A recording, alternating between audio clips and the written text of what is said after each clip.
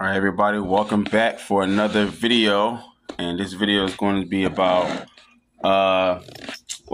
this video is going to be about how I don't know. I'm just going to just get into the video because I don't know how to make an introduction to this show. It's not really supposed to be one of those, videos where everything's supposed to be rehearsed and stuff like that. But I am trying to make this video. I'm not sure why I'm explaining anything, but let's just jump right into it. The title will be The Empty Tomb, and the tomb was empty. So, I believe in Jesus. And I thought that, the nuances that, I didn't fully understand were, was a evidence of lack of faith. But by journaling, I realized that, by journaling and reading about emotional dysregulation, I realized that it's not that I don't believe, but my emotions are so dysregulated that they have trouble keeping up with the truth or facts. For example, someone may say that they love you and they may demonstrate their love, but internally, you don't really feel it inside. You know that they love you and they treat you well and they care for you, but internally you don't feel that sense of being loved, or you don't feel like you are loved, right? You just know that, right? So because of this, when it comes down to certain subjects about the Bible, about Christianity or anything like that, it's hard for me to embrace the depth of the subject, causing me to hesitate or causing me to waver between my emotions waver because I know this is true, but it don't feel true. My emotions, it don't feel true. Therefore, I don't act, based on what is true because my emotions, it's hard to keep up with the truth, right? And one of those things is the empty tomb. Now, I know the tomb was empty. I know Jesus is real. The tomb was empty. He resurrected from the dead. I know these things to be true, but, emotionally, it's hard. It's hard for me to really, connect with them, right? Connect with the event. So it makes logical sense that, the tomb is empty because the competing theories just doesn't make sense, right? One of those theories is the hallucination theory. And the hallucination theory says that, the disciples all seen Jesus. The disciples, they all seen Jesus. They heard the exact same words. They seen him exact same time. This is just impossible. There is no record ever in history where it says that a multitude of people saw and heard the very same thing at the very same time. This is just not possible, So that theory is out the window.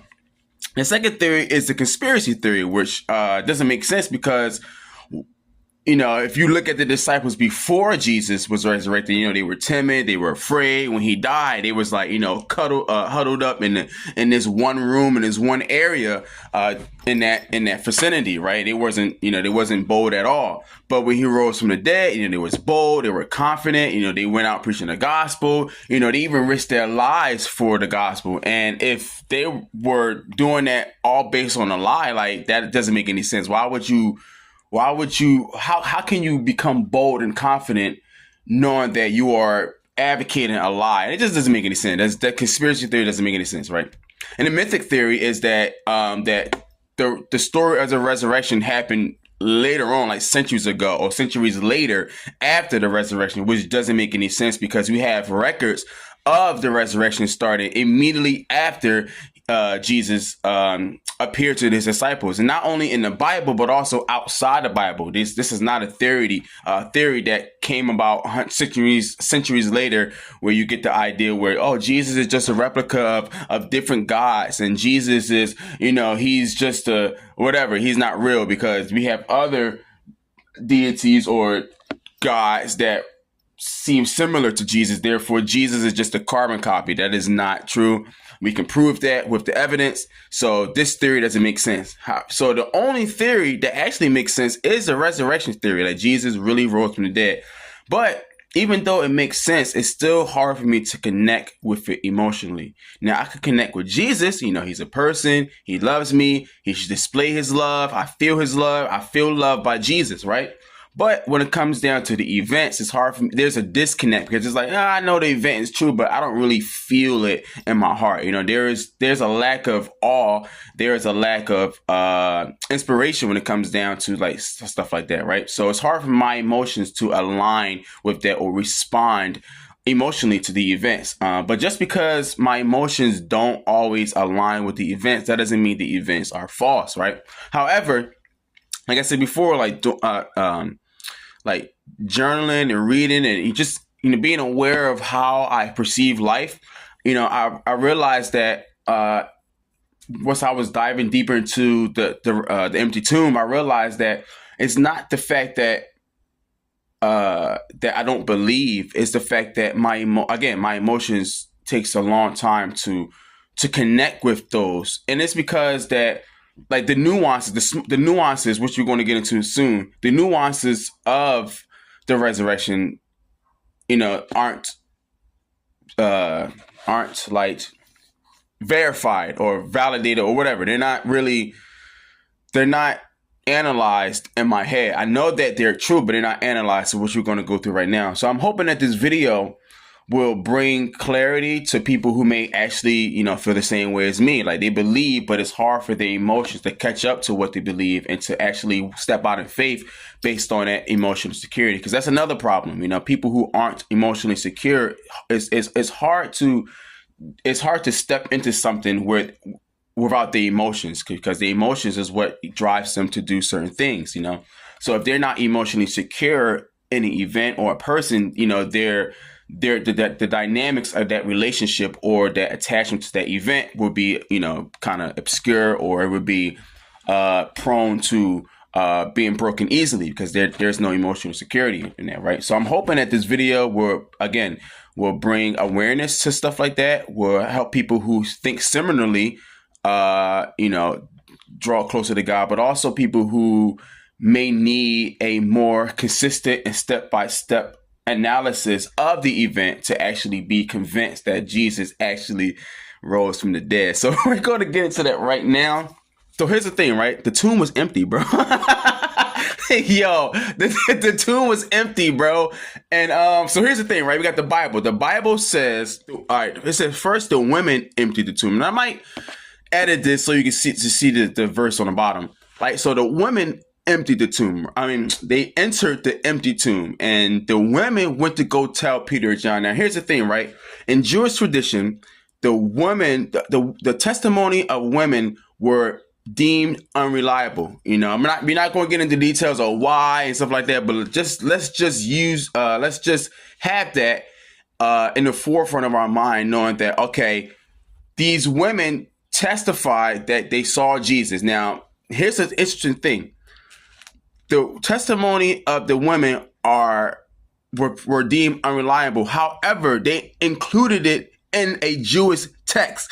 Why would they do that? If the testimony of women was so unreliable, why would they add that in the Bible? That makes absolutely zero sense. If you was trying to convince somebody that these events were true, especially to a Jewish audience, why would you include the testimony of women? That just makes absolutely zero sense. It's just an embarrassing way to proclaim something so divine and something so important. They use the testimony. Why ain't just use Peter and John? And why didn't the Bible say, well, Peter and John came into the temple in an empty tomb, and the angel spoke to them, and they went out and X, Y, and Z? Why did they use women? It makes absolutely zero sense. So with that nuance, that little nuance shows that, okay, even though I believe the tomb was empty, here's another reason why it solidifies that that the event actually happened, because the authors embarrassingly inputted that women entered the tomb first. They were the first people to see or to realize the empty tomb. Then they went to go tell the other disciples, and they came in view. So the next thing is that John and Peter entered the tomb and seen the empty tomb, right? The tomb was empty, right? So that's one part, right? We got the women embarrassingly, testifying about that, and Peter and John, which is just the natural disciples, visiting the tomb, right? Now, here's the second thing, right? And then this is something that I kind of struggle with, But it's more so I was asking questions about it, and just doing research about it, right? So it's this, right? In the Bible, it's the Bible says that the Pharisee says, okay, let's say the disciples stole the body. And this is something that I didn't connect completely. Like, I understood it, but I didn't connect it completely in a seamless way, right? So here's the thing, that the Pharisees say that, let's say the disciples stole the body. Now here's the interesting part, right?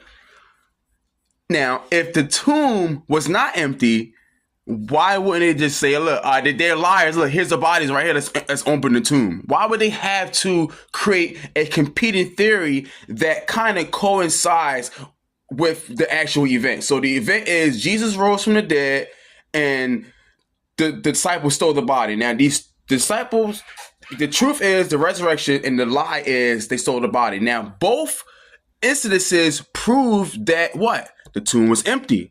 Now, the tomb was empty because of the resurrection, and the tomb was empty because the disciples stole the body. So that means we have evidence, or we have a reference of truth that says that the tomb was empty. So it don't necessarily the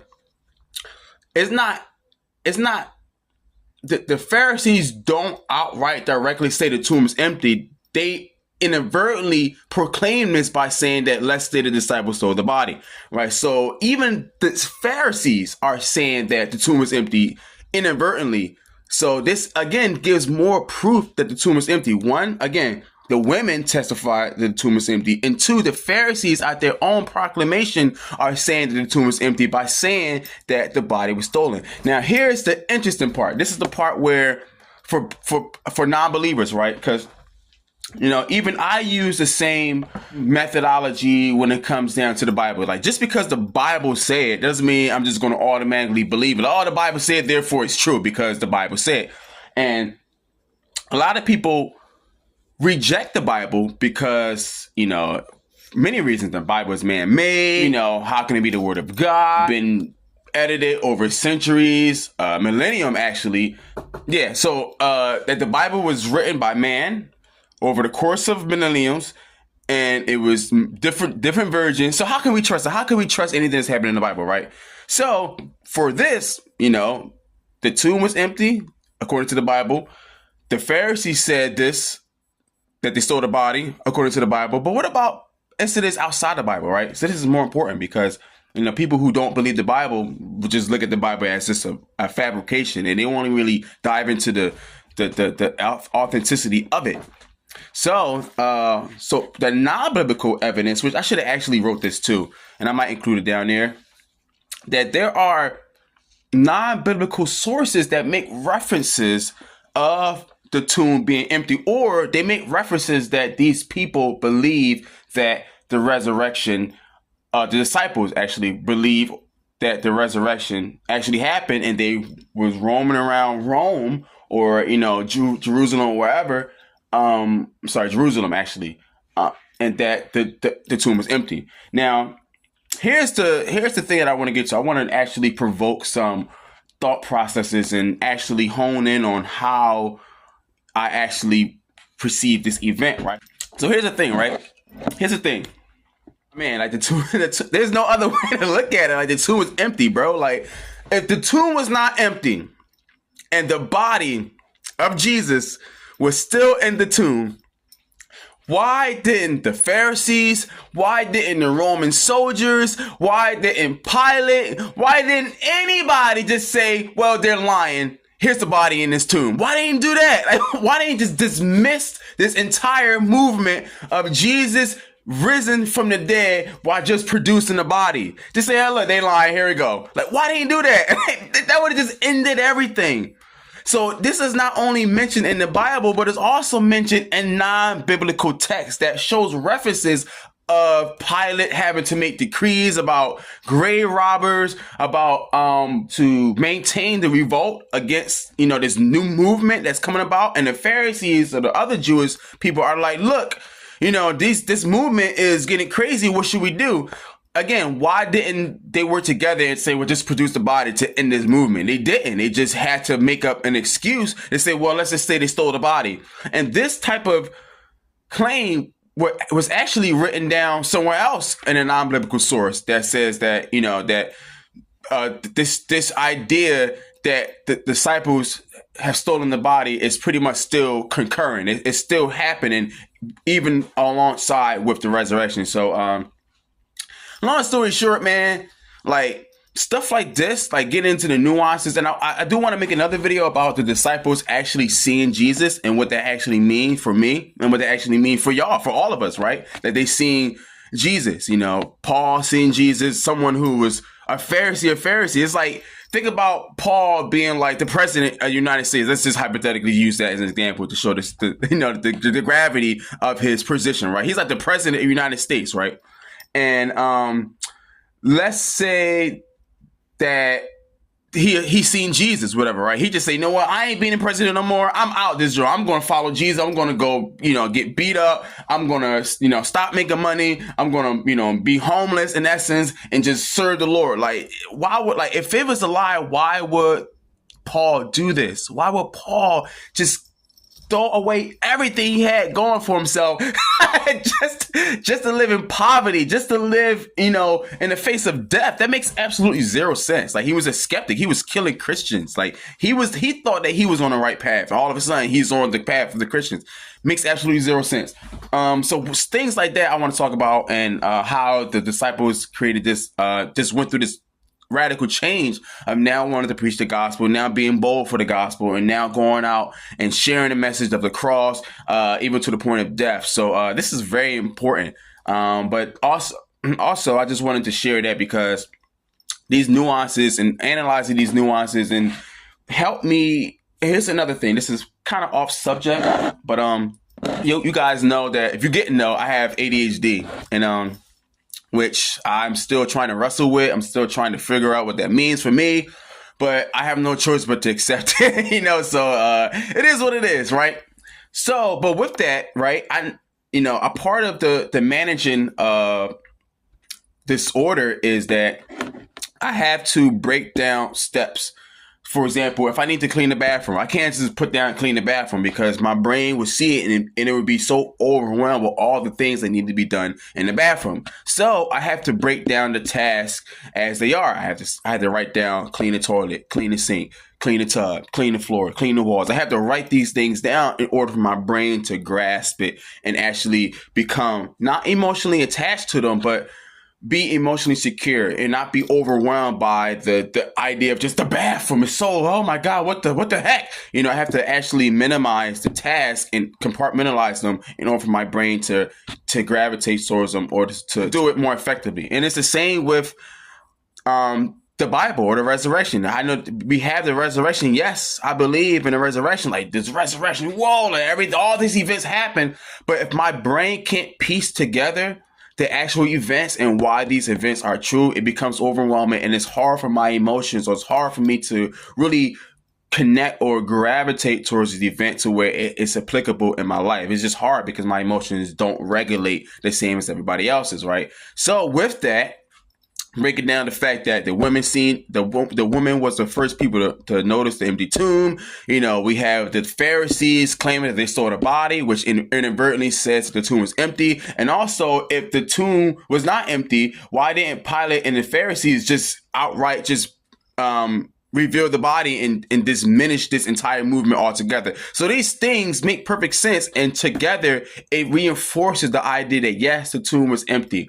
And because of this, my faith has been strengthened. My mind is able to wrap around these ideas and actually step out in a faith stronger than I had before, because I know that yes, my brain has already analyzed these facts to be true, not only in reality, but also for me. And, I don't have to revert back to, then what if they didn't see the body, or what if the tomb wasn't empty? Because I already analyzed these steps in order to help me get over that hurdle.